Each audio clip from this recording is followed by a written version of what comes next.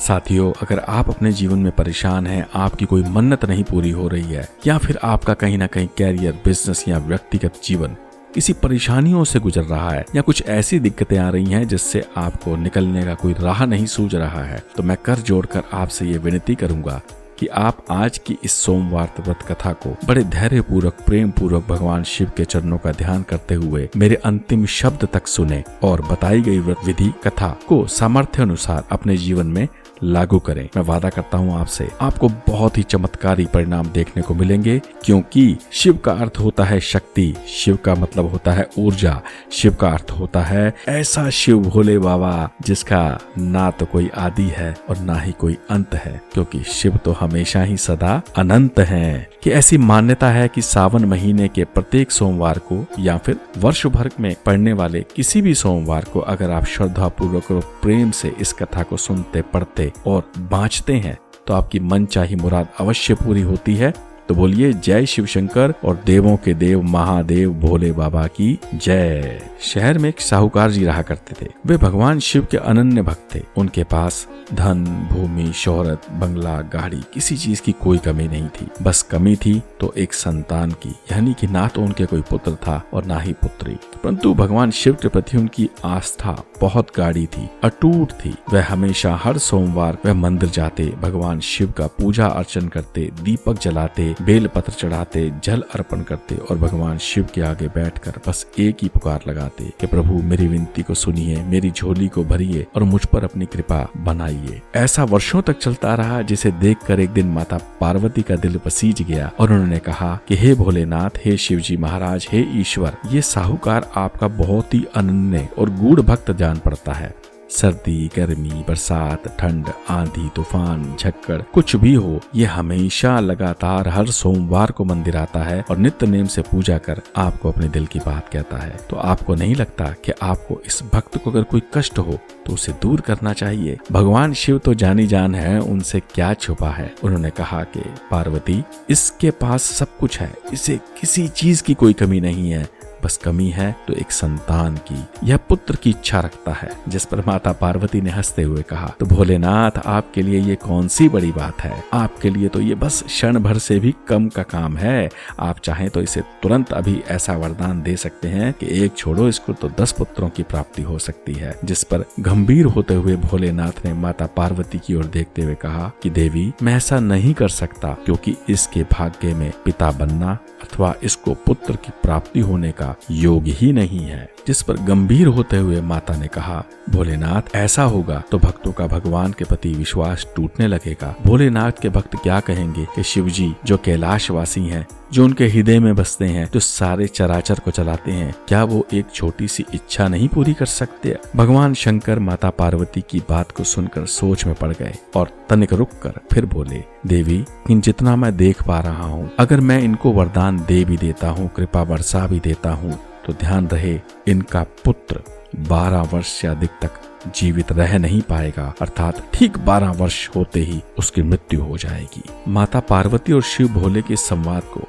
साहूकार बैठा बैठा सुन रहा था। अब ऐसा सुनकर ना तो उसके मन में कोई खुशी थी और ना ही कोई दुख था। तो माता पार्वती के बारंबार कहने पर भगवान शिव ने उस साहूकार को पिता होने और पुत्र प्राप्ति रतन का आशीर्वाद दे डाला। कुछ दिनों के बाद सेठानी गर्भवती हुई और 9वें महीने के बाद उसके यहाँ एक सुंदर बालक रतन की प्राप्ति हुई। पूरे परिवार में हंसी खुशी और दिवाली का माहौल था। परंतु साहूकार जैसा पहले था वैसा ही रहा, क्योंकि वह बालक की 12 वर्ष की आयु के रहस्य को जानता था। परंतु ऐसा उसने किसी के साथ जिक्र नहीं किया ताकि लोग व्यथित न हो जाएं। और इस तरह जब वह बालक 11 वर्ष की आयु को प्राप्त हुआ तो सेठानी ने कहा कि सेठ जी, आपको नहीं लगता कि हमें अपने पुत्र का विवाह कर देना चाहिए? साहूकार रहस्य को जानता था। उसने कहा, नहीं, अभी हमें बालक को पढ़ने काशी भेजना होगा। ये अपनी पढ़ाई लिखाई करेगा, उसके उपरांत ही हम इसके विवाह के लिए कुछ सोचेंगे। ऐसा सोच उसने बालक के मामा को बुलावा कह भेजा कि आएं और अपने भांजे को काशी पढ़ने के लिए ले जाएं। उन्होंने मामा को बहुत सारा धन दिया और उसको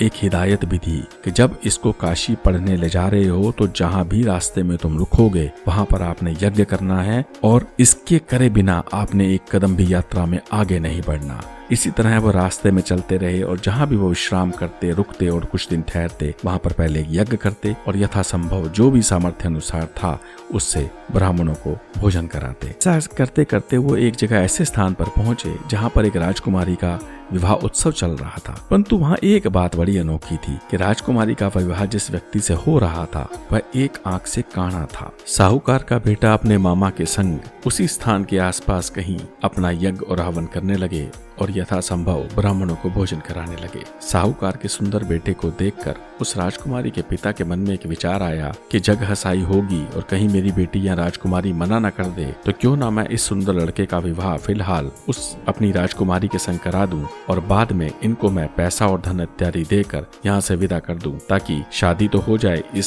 साहूकार के बेटे के साथ लेकिन डोली विदा हो उस काणे व्यक्ति के साथ। ऐसा विचार कर उसने साहूकार के बेटे और उसके मामा से बात की, जिसके लिए वो राजी हो गए। चूंकि साहूकार का बेटा छोटा था तो उसको जैसा कहा गया वो विवाह की वेदी पर बैठ गया और विवाह के सभी कार्यों को और विधि विधान से संपन्न कर दिया गया। परंतु जाने से पहले साहूकार के बेटे ने राजकुमारी की चुन्नी पर लिख दिया, हे राजकुमारी, तेरा विवाह तो मुझसे हुआ है परंतु ये तेरे को भेजेंगे एक आंख वाले काणे व्यक्ति के साथ, आगे तेरी मर्जी। बस इतना कह साहूकार का लड़का अपने मामा के साथ वहां से काशी चला गया और पढ़ाई लिखाई में लग गया। इधर जब राजकुमारी ने चुन्नी पर लिखा देखा कि उसका विवाह तो किसी अन्य लड़के के साथ हुआ है परंतु उसको किसी काणे राजकुमार के साथ विदा किया जाएगा, तो उसने इस बात का विरोध किया और राजा को मजबूरी में उसकी विदाई को रोकना पड़ा और बारात यूं ही वापस लौट गई। उधर मामा और भांजे काशी पहुंच गए और भांजा पढ़ाई में संलग्न हो गया। एक दिन जब मामा ने यज्ञ रचा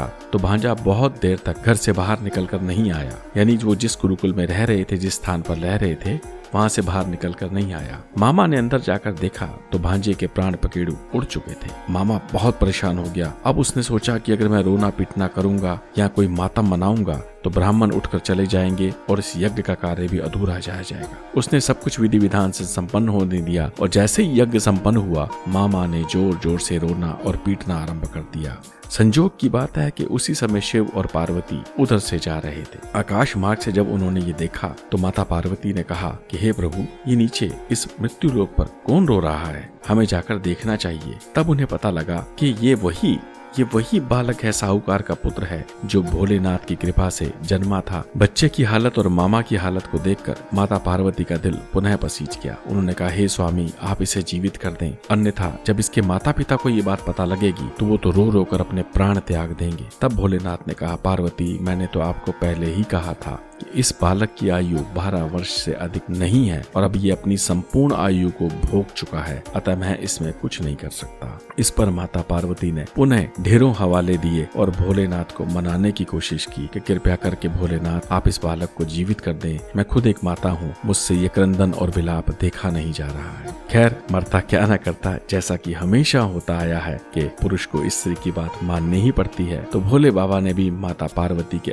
आग्रह को ठुकराया नहीं और लड़के को आशीर्वाद दे जीवित कर दिया। प्रभु की कृपा ऐसी थी कि लड़का ओम नमः शिवाय कहते हुए जी उठा और मामा भांजे ने दोनों ने गले मिलकर ईश्वर, उस परम पिता परमात्मा भोलेनाथ का धन्यवाद किया और वो अपनी नगरी की ओर वापस लौटने की तैयारी करने लगे। जब रास्ते में वो गुजर रहे थे तो वह उसी स्थान पर पहुंचे जहाँ राजकुमारी से इस बालक का विवाह संपन्न हुआ था। उन्होंने वहाँ पर पुनः यज्ञ आरंभ किया और जो भी वो दान दक्षिणा और ब्राह्मणों को भोजन कराते थे वो कराने लगे। ऐसा कराते वक्त राजकुमारी के पिता ने साहूकार के बेटे को पहचान लिया और कहा कि इसकी तो विवाह आपसे ही हुआ था, लेकिन इसका दूल्हा इसको छोड़ के चला गया, बारात वापस लौट गई और खुद ही इसने मना कर दिया, तो अब आप बताइए मैं क्या करूं। बड़ी कृपा होगी कि आप इसकी विदाई लें और इसको अपने साथ अपने घर ले जाएं, ताकि मैं भी इस बेटी का जो मैंने कन्यादान किया है उस ऋण से मैं मुक्त हो सकूं। बस फिर क्या था, मामा जी की आज्ञा से साहूकार के बेटे ने विचार को मान लिया। साहूकार के बेटे को उस राजा ने बहुत सारा धन,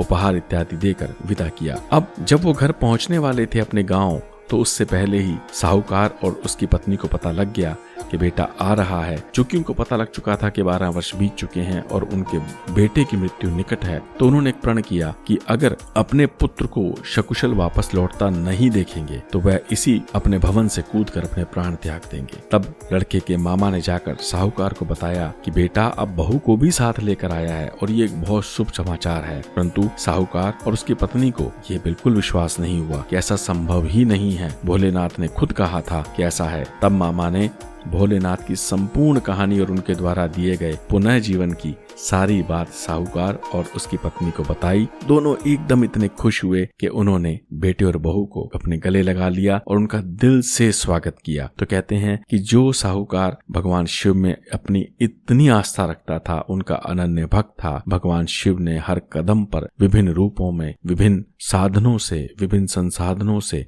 उनका साथ दिया और अंततः साहूकार का बेटा सकुशल एक बहुत सुंदर सी लेकर और शिक्षा को ग्रहण कर अपने गांव पर वापस लौटा। और अब साहूकार खुश था। वे भगवान शिव के पुनः दर्शन ज्ञान गया मंदिर में सपरिवार और भोले बाबा के चरणों में शीस नवाया। तो कहने का भाव ये है कि जो भगवान में आस्था रखता है, अपने कर्म करता रहता है, सदकर्मों पर चलता है, शिव शंकर भोले भंडारी उसके हमेशा भंडारों को भरते हैं, उसकी मनोकामना को पूर्ण करते हैं, उसको कभी भी निराश नहीं करते हैं। तो आप लोगों से भी विनती है कि अगर आपने कथा को सुना है और समझा है तो आप इसे और लोगों में प्रचारित और प्रसारित करिए और भोले बाबा को पाने के लिए भक्ति के मार्ग पे चलिए। बस यही अंत में आपसे कहना चाहता हूँ और यही कहता हूँ, जय शिव शंकर, जय भोले भंडारी, जय त्रिपुरारी, जय नीलकंठ महादेव, आपकी सदा ही जय। ओम नमः शिवाय।